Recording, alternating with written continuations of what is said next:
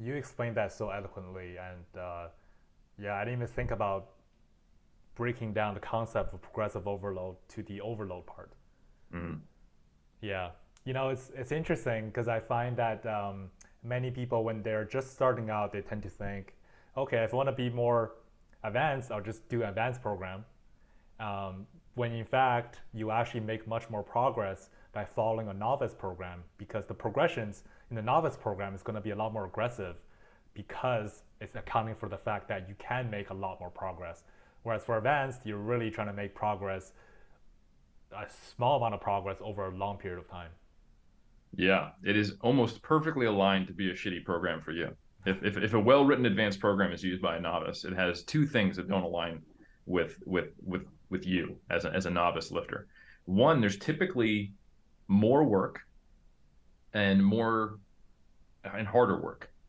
It's typically a higher total volume. There's typically more exposures to higher loads, and the overall total amount of effort you're going to have to give is higher. There's more days per week. There's more total volume, and then the expected progression rate is a fraction of what it would be for you.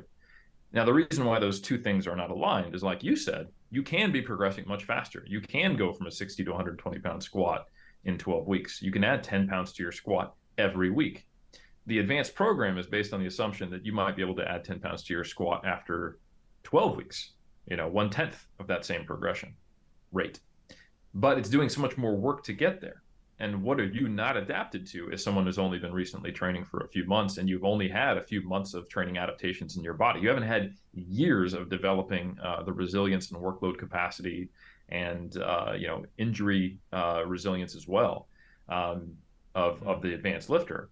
You're not able to handle that kind of high volume. So the main thing that you're going to get out of trying to do that is building like a whole lot of workload capacity, but at the risk of getting injured without necessarily progressing any faster. Because even as a novice, with your ability to progress quickly, there's a rate limit to it. You can't just keep dialing that up until you're like you become an intermediate by tomorrow.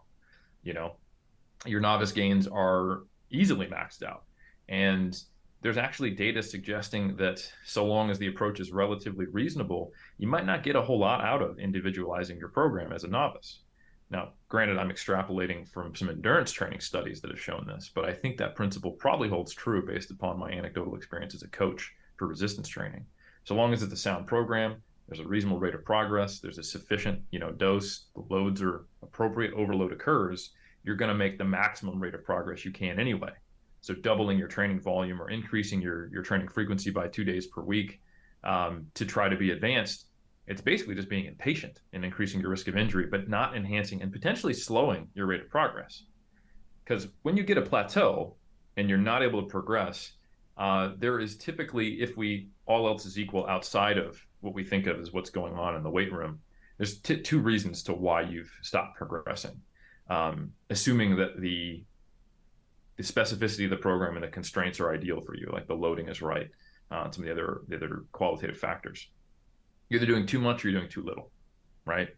It's easy to diagnose if you're doing too much. You feel like trash. You're losing your motivation to train.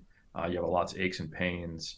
You're basically seeing your performance fluctuate a whole lot, going down sometimes because you haven't recovered from your last session to this session.